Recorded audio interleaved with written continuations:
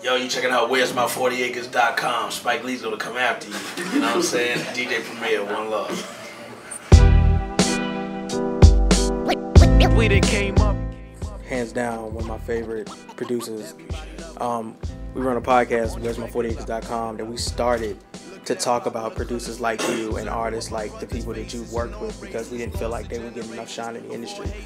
One of my favorite things I like to say when describing you is you're like the master of complex simplicity when it comes to putting a beat together. It sounds like the simplest thing, and yet when you listen to it, it's just so many different levels to what's going on. How do you construct that? Like, what mind state do you go on? Do you have to like set yourself up for that before you go start producing? Like, what do you do? Like, what's your regimen, man? It just depends, man. I mean, with me, I actually have to be in the mood to do it. The only difference with me now is the industry is moving so fast, and if you don't keep up with the way it's moving so fast, you will miss a big chunk of it. I'm like, damn, I gotta start getting all these records out faster, where we didn't have to do that. We could kind of do it when we felt like it was that time, to where now it's both. I'm in a rush, but not where the integrity gets compromised, you know what I'm saying? But when I go in, I'm totally thinking of that artist in every way in order for it to just sound like I'm making the right thing for what will bring them out better than the last record we did. You know what I'm saying? And to keep thinking that way for them, especially when you're doing an album. Me and Khalil are doing an EP that we just said, let's just grab seven bangers, throw it out, and just throw it out.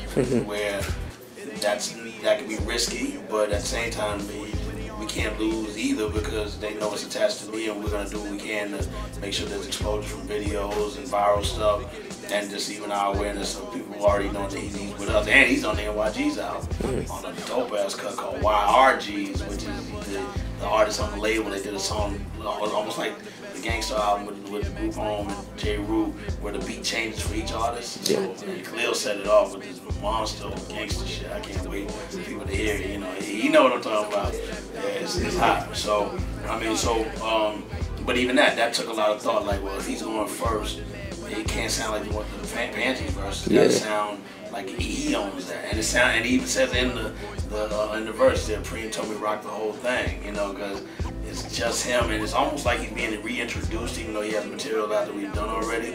But all of that is the focus of what's gonna make people go, yo, dude is alright, and you know, even if they didn't buy it for him to be on it, they're gonna know that that's something that you can't deny, the quality of what he did lyrically and what I did beat-wise. And I tailored the beat towards what goes with his voice and what fit an album project. So all of that was thought out. I didn't just say, oh, here's a beat, just rhyme to it. I sat there with him, and he just chilling with me, you know, making a little smoke was in the air. And, you know, I just happened to catch a contact, you know, or I inhaled. And, you know. What's your favorite era to sample from? It doesn't matter now. Really? I used to just be like, oh, I gotta get James Brown, I gotta get only funk records, only soul records. Man, it could be a dog that just got ran over by a car, and the way he squealed, I was like, yo, I'm making a beat out of that. Cool. You know, but that shit gonna be funky. That's what's up. And I gotta ask this question, because this is a question that we've talked about a bunch of times.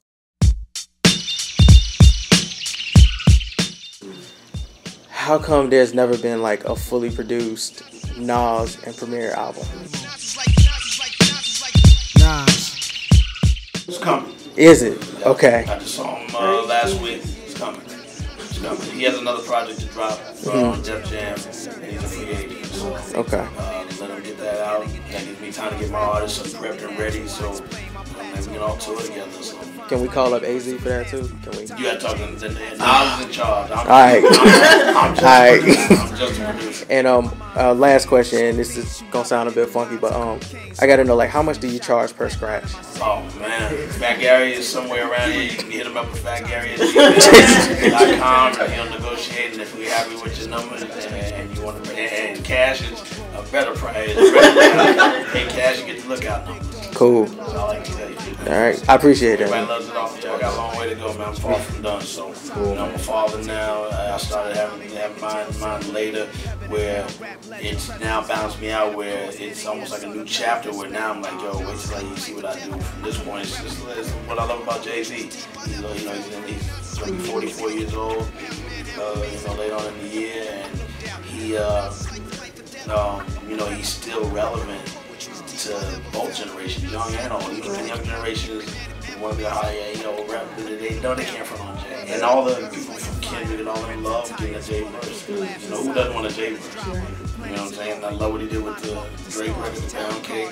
Regular bragging, but he still does it where it's like, yo, he keeps coming with some sick lines. It was so much confidence on that verse, man. Oh, like yeah. it was crazy. Yeah, when he said, you know, 500,000, because in New York everybody says pound. Like, you know, I can borrow $500, that's a pound. So, Okay. You know, or like rolling dice, you know, Yeah. 5 is pound cake, you know. So we already knew what that was. When he said 500 million, that's pound cake. Right? Like, he's making that kind of money, you know what I'm saying? So he did it in a way where he still kept the street slang in it, but equated it with his way he's living now, which is way beyond what we're making. But it still makes you want to get to his level of doing it and success, especially financially, where we all want to have so much money we can just do whatever we want, take it, you know, chill or whatever. You know, and you know, even the chain around my neck is carrot cake, like you know about, you get it. You know what I'm saying? So. Cake. I mean, all the people say he made millionaires. Like, I was around all that. I was around Dane, I was around Cam, I was around, you know, Biggs, Just Blade. I was around all that whole time, you know, when we were all around each other all the time. So it's for the way he did it, amazing. You know, so, and I like that he still wants to rhyme. Yeah, he He does. be like, man, I'm done now. I'm good. I think he gets excited. Hell yeah, he still likes to write a verse. He knows he's gonna tear it up. He knows the level of expectations, and that's what I love. He's still, the competition is still Competitive nature. All races combined in one man, like the '99 Summer Jam. Bulletproof.